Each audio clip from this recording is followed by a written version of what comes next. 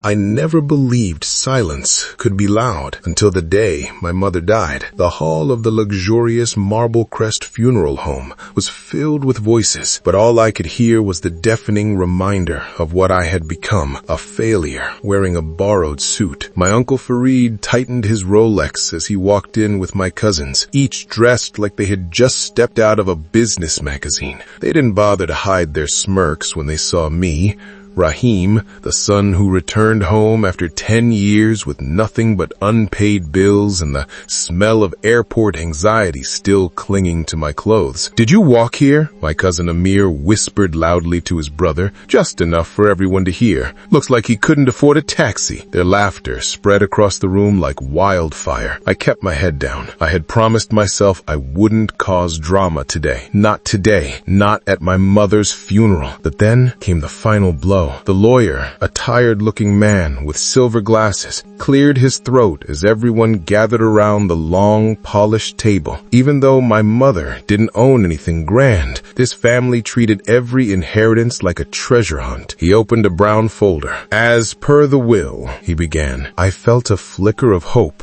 My mother loved me. She would leave me something, anything, even a letter, a photo, a message. "And to Mr. Rahim," the lawyer paused. Everyone looked at me, waiting to laugh again. "She leaves her old key." Silence. A long, sharp silence. The lawyer placed a small, rusted key in my hand. No explanation, no note, just a key that looked like it belonged to a broken locker in an abandoned railway station. Cousin Amir snorted. "That's it? Even her charity was better than this." Snickers echoed around me, bouncing off the marble walls. I felt heat rise to my face. My mother wasn't a cruel woman. She wouldn't humiliate me like this. There had to be more, something hidden, something I wasn't seeing. But in that moment, all I saw was the embarrassment spreading across my skin. My uncle clapped me on the shoulder with fake sympathy. "A key to what, Rahim? Your future?" More laughter. I didn't respond. I walked out of the room, clutching the cold piece of metal like it was the last thread of my dignity. Outside, the sun was setting behind the city skyline, painting everything in shades of dying gold. I looked at the key again. Small, rusted, ordinary. But it didn't feel ordinary. It felt like it was waiting to open something that was never meant to be found. I never understood why life felt heavier for me than for anyone else. Growing up in a cramped apartment above my father's small tailor shop, I learned early that money could vanish faster than pride. My father, a quiet man with calloused hands and a soft voice, always said, "Rahim, some battles aren't worth winning if you lose yourself." I didn't understand then, but now, holding that rusted key in my hand, it made sense. My mother, Layla, was the heart of our little home. She had a laughter that could fill a room and a patience that could outlast any storm. She believed in people, even when the world didn't. I remember Sundays with her making bread from scratch, the flour dusting our hair, her hands pressing the dough while singing some tune I could never remember. Those were simple moments, yet they shaped who I was. Quiet, observant, cautious, but always searching for meaning. School was another battlefield. While other kids boasted about gadgets and vacations, I boasted about stories. I was always the boy with his nose in a book, scribbling short tales that no one ever read. I was invisible, and I liked it that way, until the day my mother got sick. Cancer didn't ask for permission. It stole her voice, her laughter, her plans. I watched her fade, and the world suddenly became loud and cruel and unfair. The neighbors whispered, the cousins mocked, and my father's shoulders stooped further. I tried to fight, tried to protest, but all I could do was hold her hand and pray that my small, powerless hands meant something. And then came the moment that still haunts me. 1 week before she passed, she called me to her side. "Rahim," she whispered, voice weak but steady, "you have more than they think, more than I could ever explain, but the world isn't ready to see it yet." She pressed her palm against mine, then released it, eyes closing. I never saw her again. That key, that simple, rusted key, suddenly felt alive in my hand. It was a promise, a puzzle, a lifeline. I thought I had inherited nothing, but maybe, just maybe, my mother had left me something hidden, something beyond money, beyond judgment. judgment, beyond the ridicule of cousins and uncles who believed their worth was measured in gold. I walked through the streets that evening, past neon signs buzzing with life, past families laughing, past windows displaying lives that felt both tantalizing and cruelly distant. The city was full of distractions, yet all I could focus on was that key and the quiet whisper of possibility it carried. By the time I reached the old apartment, I understood one thing. To find what my mother wanted me to have, I couldn't rely on luck. I couldn't rely on people. I had to look deeper, search longer, trust instincts I hadn't even known I possessed. That key wasn't just metal. It was a map to a part of my life I had never been allowed to see. A secret inheritance meant for someone patient enough to notice it. And patience, as I had learned, was the one thing I had mastered better than anyone. The key sat on my kitchen table like a challenge, dull under the flickering light of my old lamp. I turned it over in my hand again and again, examining every ridge,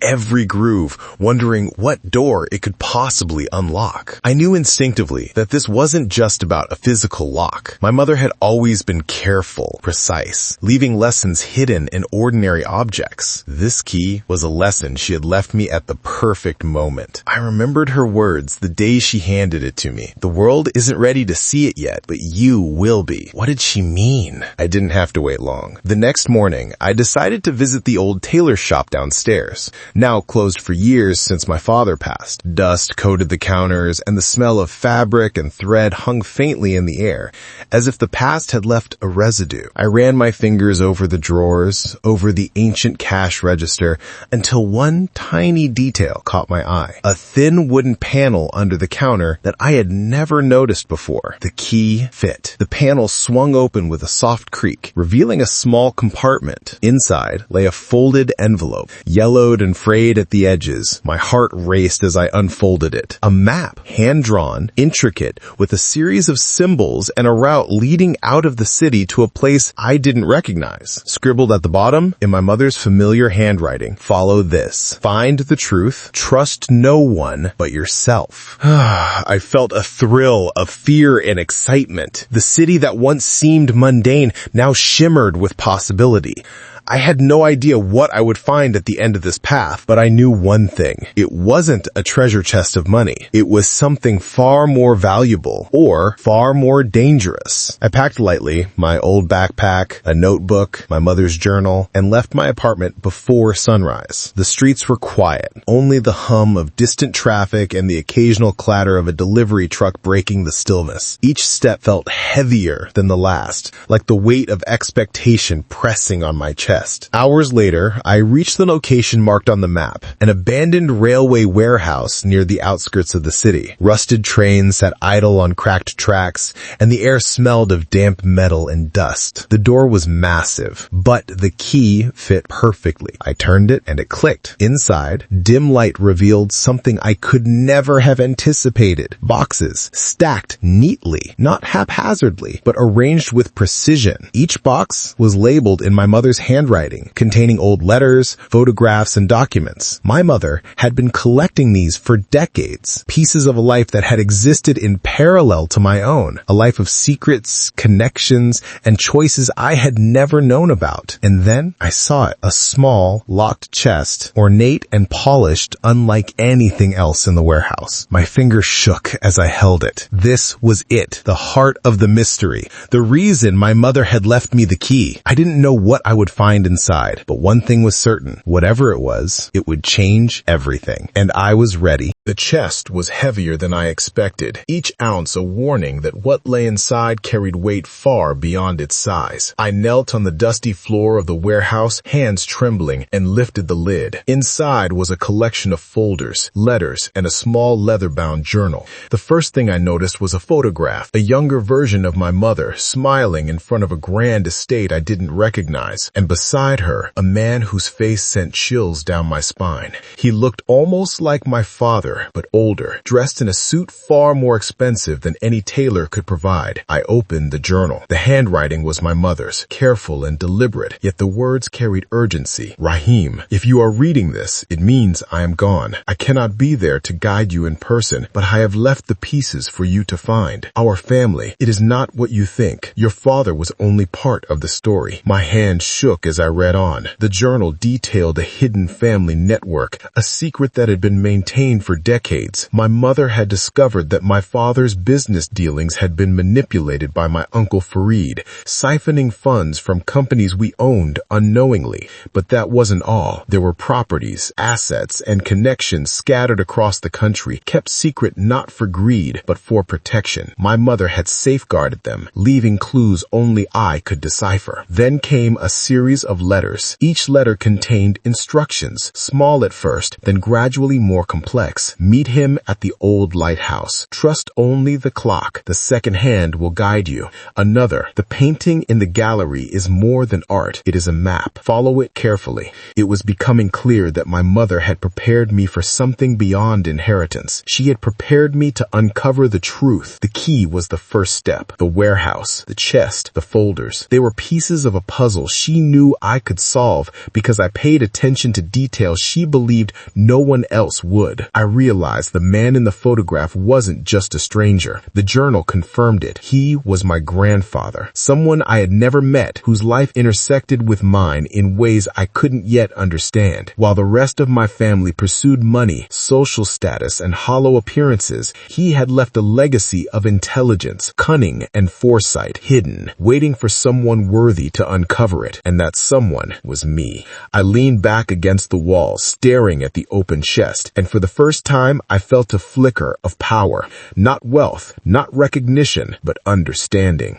I had stumbled into a world where every decision mattered, where the smallest clue could reveal a monumental truth. The warehouse felt alive, as if my mother's presence lingered in the air, guiding me toward the next move. The letters hinted at something bigger, a hidden estate, a business empire shadowed from the public eye, and a network of allies my family didn't know existed. I understood then that my journey wasn't just about reclaiming what had been lost. It was about discovering who I was meant to become. Beyond ridicule, beyond inheritance, beyond the people who had mocked me at the funeral. And in that moment, I knew I was ready to step into a world that had always existed, hidden in plain sight, waiting for me to take my first move. The real game had begun. The morning sun broke through the warehouse's dusty windows, illuminating the chest and the scattered folders like a spotlight on destiny. I spent hours piecing together the instructions, tracing maps, cross-referencing letters, and connecting dots that spanned decades. It became clear that my mother's secret legacy wasn't just about discovery, it was about setting the stage for justice. By midday, I had enough information to act. The first step was confronting my uncle Farid and my cousins, the very people who had laughed at me at the funeral. Farid had spent years manipulating finances, hiding properties, and living under the illusion that his cunning was unmatched. Amir and Salma, my cousins, had followed blindly, blinded by greed. But now, I held the key, literally and figuratively, to everything they had taken for granted. I started small: emails, anonymous tips, and careful documentation. I contacted banks, accountants, and legal authorities, providing proof of hidden accounts and illicit transactions. Within days, the whispers began. Farid received audits, properties were frozen, and the lavish lifestyles of my cousins started to crumble. The same laughter that had haunted me now turned to panic and confusion as they realized the world they had built on deception was collapsing. Yet I didn't gloat. My mother had taught me that justice wasn't revenge, it was clarity, truth, and balance. Each step I took was precise like a chess move, calculated, purposeful, and impossible to counter once set in motion. Then came the final, most satisfying act. I invited my cousins to the old warehouse under the pretense of revealing a family secret. They arrived, smirking and impatient, expecting a petty display or perhaps a hidden inheritance for themselves. I led them to the chest, now locked with a new padlock, and handed them a single photograph, the same one I had found, showing our mother with my grandfather, a man they had never never met, their faces drained. "Do you see him?" I asked quietly,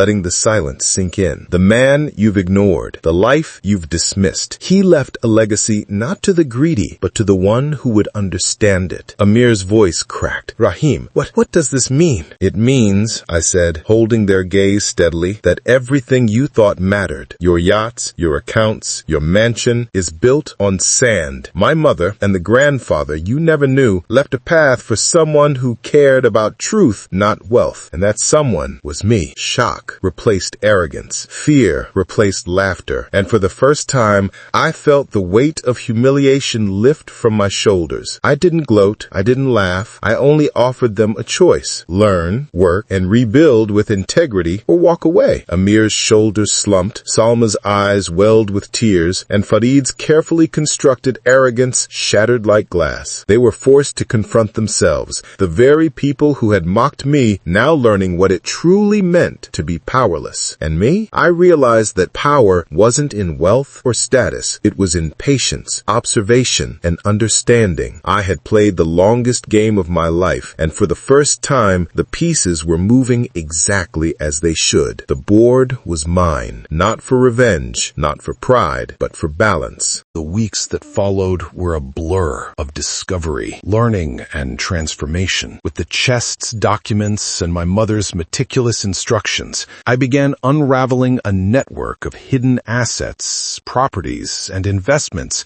my family had never known existed. Each revelation felt like uncovering a layer of my mother's soul, her foresight, her courage, and her relentless desire to protect me. I traveled across the country, visiting abandoned estates, speaking with old business associates, and meeting individuals who had worked with my mother and grandfather in secret. Each encounter revealed a piece of the puzzle. Warehouses filled with handcrafted goods, small farms producing organic crops, and even a hidden vineyard that had been thriving quietly under the care of my grandfather's trusted confidant. It wasn't just wealth. It was a life carefully preserved, a testament to diligence and integrity, and a reminder that legacy was about more than money. It was about values, effort, and love. When I returned to the warehouse, I felt a connection to my mother, stronger than ever. I could almost hear her voice whispering, guiding me, reminding me to treat every discovery with respect, never as a means of vanity or revenge. I organized the assets, establishing trusts and foundations to ensure their long-term growth and ethical management. One morning, while reviewing the vineyard accounts, I received a message from Lorenzo, a trusted family friend in Italy who had cared for the estate for decades. "Your grandfather would be proud. The vineyard thrives, and your mother's vision continues." Reading those words, I felt a surge of emotion. This wasn't just about fulfilling a legacy. It was about honoring the people who had loved me unconditionally, even in their absence. My cousins slowly began to change as well. Amir and Salma worked under my guidance, learning the operations and gaining insight into the value of patience, honesty, and hard work. Farid, though initially resistant, started understanding that power could be wielded responsibly when paired with integrity. I didn't force lessons upon them. They discovered the truth through experience, just as I had. In quiet moments, I would return to the warehouse, opening the chest and reading my mother's journal. Her words felt alive. A conversation across time. "Rahim, remember, wealth can be taken, laughter can fade, but the truth you build lasts forever. Protect it, understand it, and honor it." And I did. Months later, I stood on the balcony of the vineyard, overlooking rows of vines glistening in the golden sunlight. I could see the results of my labor, not just the thriving estate, but the transformation within myself. I had learned to balance patience with action, observation with intuition, and caution with courage. For the first time, I realized that my mother's secret plan had not only given me a legacy of tangible assets, but also shaped me into a man capable of sustaining it. I understood my worth, not measured by wealth or the mockery of others, but by resilience, insight, and the quiet power of wisdom. The game my mother had set in motion was now complete. I had discovered the hidden life, fulfilled the legacy, and forged a path forward that honored both of them. And yet, the final move, the one that would define the rest of my life, still awaited.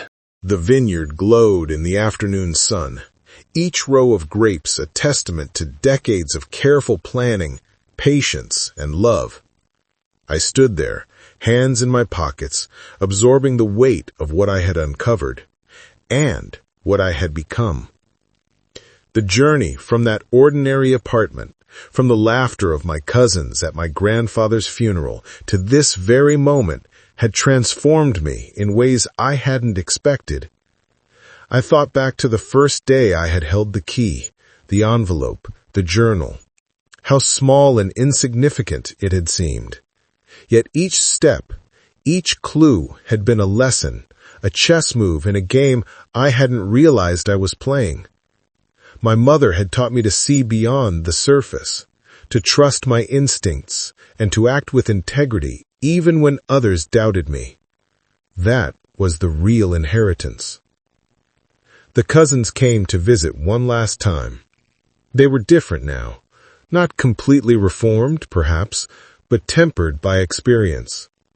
Preston, once arrogant and dismissive, approached me cautiously. "Rahim," he said, voice quieter than I had ever heard, we owe you everything. I don't even know where to start." I smiled, a mixture of pity and compassion. "Start by understanding what really matters. Money can come and go. Respect, trust, and patience, those last." Salma looked down, her eyes glistening. "I never thought we'd see it this way. I thought we'd won everything. But you showed us what real winning means."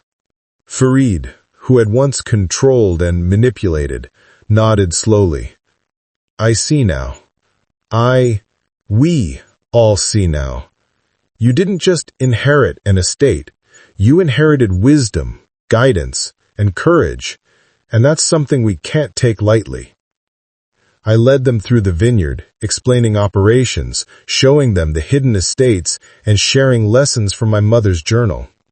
Slowly, the pride and arrogance that had defined them melted, replaced with curiosity and humility.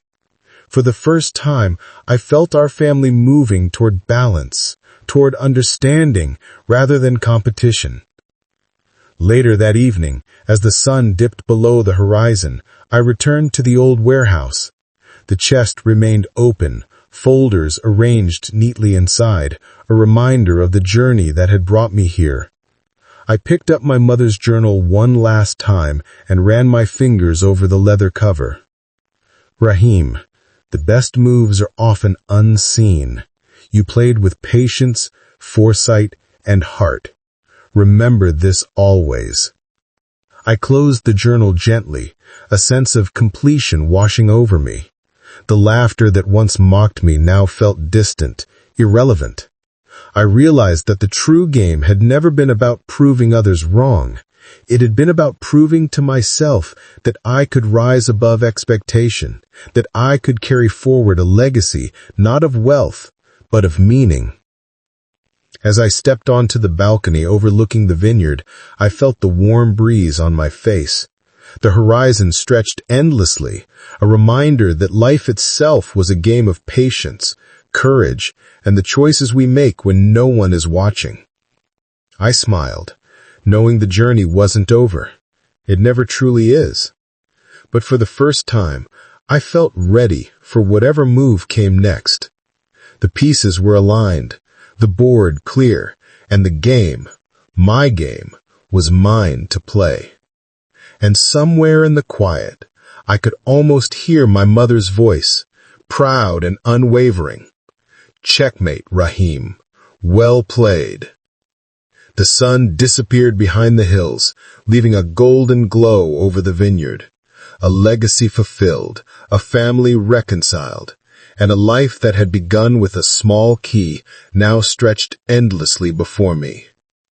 The game was complete.